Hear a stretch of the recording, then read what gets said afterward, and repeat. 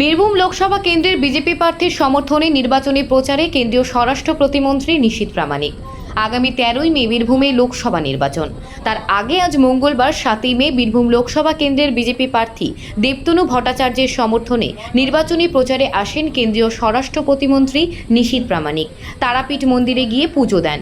বীরভূমের হাসন বিধানসভার অন্তর্গত বিষ্ণুপুরে রোড শো করেন তিনি।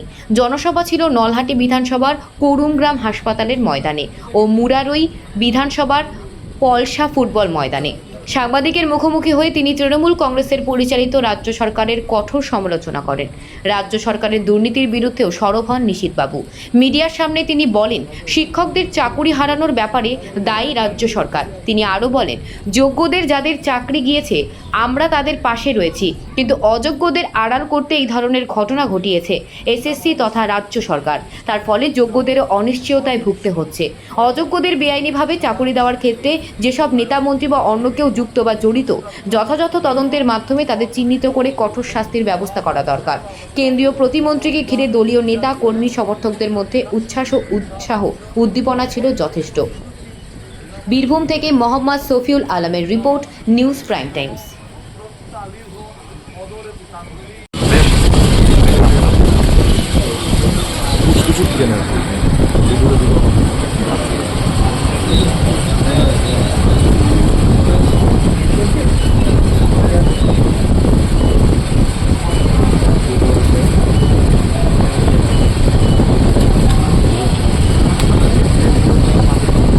শুনিনি কি রায় দিয়েছে মহামান্য উচ্চ আদালত। তবে এতটুকুই বলবো, এসএসসি যদি আপনারা যেভাবে বললেন, আপনাদের কাছেই শুনলাম যে 19,000 চাকরিকে বৈধ বলে এসএসসি বলেছে, এটা আপনাদের কাছেই শোনা। যদি এরকম ঘটনা হয়ে থাকে, নিশ্চিতভাবে এসএসসির এই কাজটি অনেক আগেই করা উচিত ছিল। আজকে এই যে দীর্ঘ ভোগান্তি, যারা যোগ্য প্রার্থী তাদেরকে দীর্ঘদিন ধরে ভুগতে হলো, কাদের জন্য, কাদের গড়িমসির কারণে, কাদের এক কথায় বলবো যে কাদের জন্য, এটা সম্পূর্ণভাবে আমি বলবো তৃণমূল কংগ্রেস দ্বারা পরিচালিত এই সরকার এবং এসএসসি কমিশন থেকে শুরু করে যারা যারা এই দুর্নীতির সঙ্গে যুক্ত ছিল, প্রত্যেকেই এই যে ভোগান্তি এটার জন্য দায়ী। এবং নিশ্চিতভাবে আমি বলবো যে আমরাও বারংবার আওয়াজ তুলেছিলাম যে যারা যোগ্য প্রার্থী তাদের তালিকা তৈরি করে দেয়া হোক, এবং আপনারা জানেন যে তাদের সঙ্গে আমরা ছিলাম, আছি এবং আগামীতেও থাকব।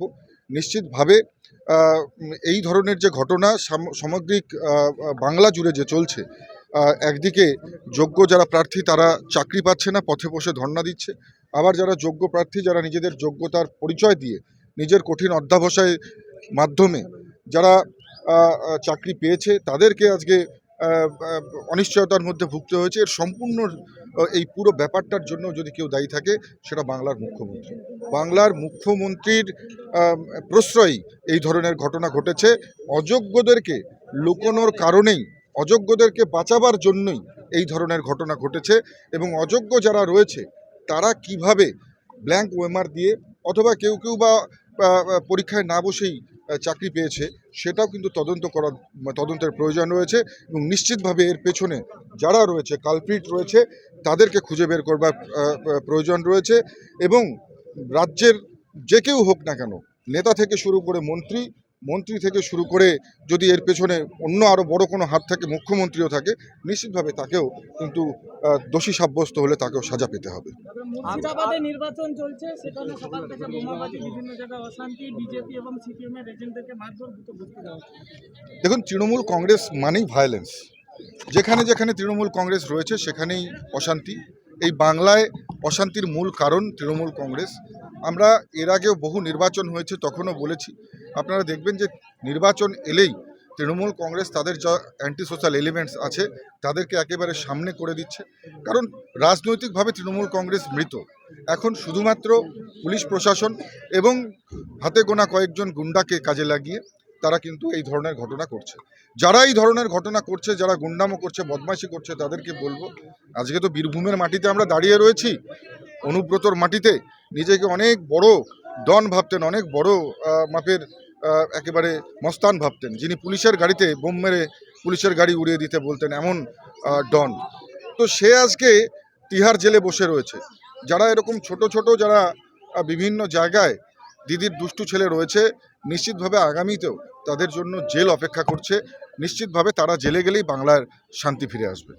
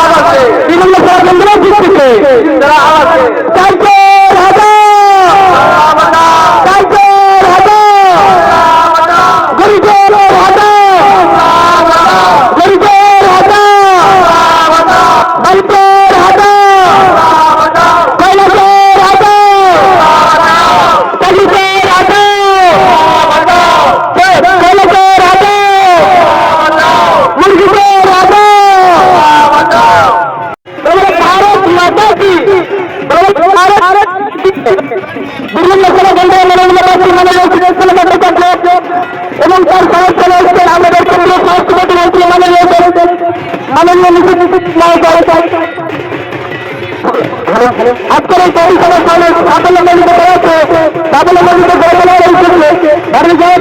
সমস্ত কার্যকর্তা দেখেছেন আপনার শৃঙ্খলা বদ্ধভাবে নিজে নিজে স্থানে অংশগ্রহণ করে এই পরিষদের সামনে সাফল্যমণ্ডিত করেন।